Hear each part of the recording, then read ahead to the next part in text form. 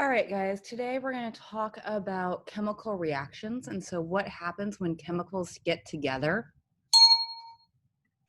So, the basics of a chemical reaction, it's defined as the process that changes one chemical into another chemical.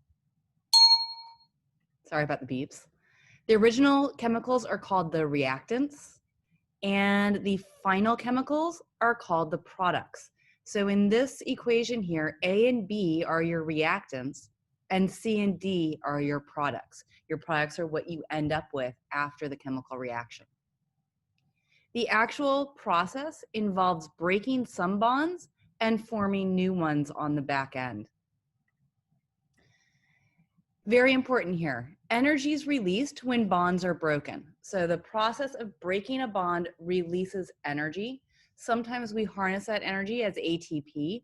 Sometimes that energy is put into a new bond. We often see this heat, this energy as heat or an explosion. The human body will harness this energy to make your body work. So as you're sitting here taking notes or typing, you are using the energy that came from breaking bonds. We store energy when we make bonds. So if we're going to release it when we break the bonds, well, that means that energy was stored in that bond. So anytime I build something up and I make a bond, I'm storing energy for that molecule. Two different reactions that you need to know about. The first one is the dehydration synthesis. When we join two molecules together, we do so by popping off of water. So if you dehydrate something, you remove water. In a dehydration synthesis, you are removing water, in this case from two amino acids, in order to make a protein. Hydrolysis is the opposite of this. Hydrolysis, you're adding water. When you add water, you break things apart. Remember, we talked about the fact that water is the universal solvent, that water likes to break things apart. I call water the ultimate homewrecker here. Activation energy is the energy necessary to cause a reaction to occur. These things are going to happen because molecules are bouncing around in space. And when they bounce into each other, then sometimes a reaction happens. Well, the more energy in the environment, the faster the molecules are moving, the more likelihood that they're going to bounce into each other and a reaction will occur. So how much energy is necessary to get these things to hit each other? Think about fire. Once wood starts to burn, it burns fast, but you have to add energy to get it to start, right? Energy is needed to start all kinds of reactions, both the reactions that are going to later absorb energy and those reactions that are later going to give off energy. So you need to have some energy in the system to begin with. An enzyme is a protein that lowers the activation energy. So here is the activation energy without the enzyme.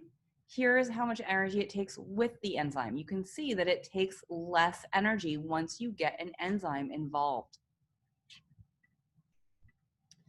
A catalyst is something that speeds up the rate of a reaction by lowering the activation energy, and a natural equivalent of a catalyst is an enzyme. So enzymes are catalysts found in living things.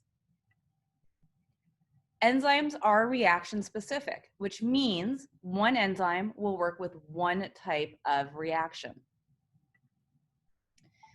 They act to lower the amount of energy needed for a reaction to occur, and they are very important in digestion, respiration, and reproduction.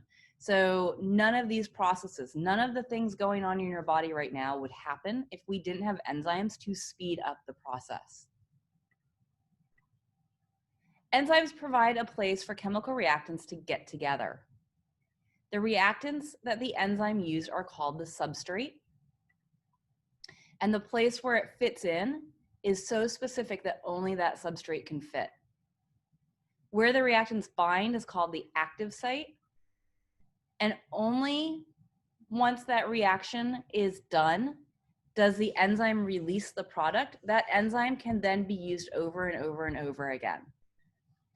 All right, so I like to think of enzymes kind of like a dating site, right? So you could go through life and meet someone without using a dating site online.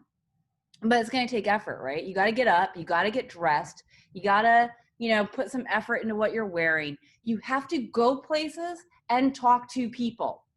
This takes effort. Or you can use a dating site.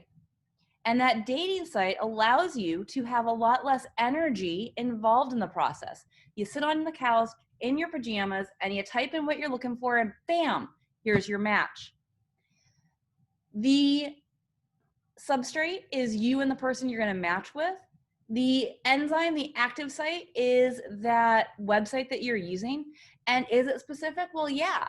I could go to farmers.com or farmersonly.com if I want to find someone who's a farmer.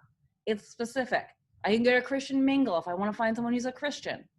If you're not looking for a farmer, you probably don't want to be on Farmers Only. So it's very specific to what you're looking for, just like enzymes are very specific towards the type of reaction that they're going to do. The enzymes can be reused over and over and over again, just like a dating site could be reused over and over and over again. So here is it in like chemical pictorial form, where you have your enzyme. Here's your active site. Your substrate here is glucose and ATP, and they bind into the active site. That brings them together and they go, oh, cool, we're hanging out next to each other. We can do some bonding and some chemical reactions. Enzymes are affected by the environment in which they work. They are very specific. They are designed to work in a specific pH and a specific temperature. You take them outside that specific pH and that specific temperature, and they're not going to work well. If it is too cold, the molecules are not going to, the substrate are not going to find that active site as readily, and so the reaction is going to be slow. As you increase the temperature, they lock into that active site faster, reaction speeds up. But if you get too hot, now you break all of the bonds in your enzyme, because your enzyme is essentially a protein, and the active site falls apart, and we call that denaturing, when the active site's no longer there. That enzyme is now gone, your body would have to make a new one. With pH, if it becomes too acidic, it breaks all of the bonds holding your enzyme together. That enzyme no longer functions because the active site's no longer there. You'd have to make new. The cells do have the ability to turn enzymes on and off. And so let's say you're not going to eat milk. You don't need the enzyme that breaks down milk. And so your body's not going to produce it. That is the end. Note there is an enzyme video down here. I would love for you to click on it and watch it. But that's the end of our chemistry information.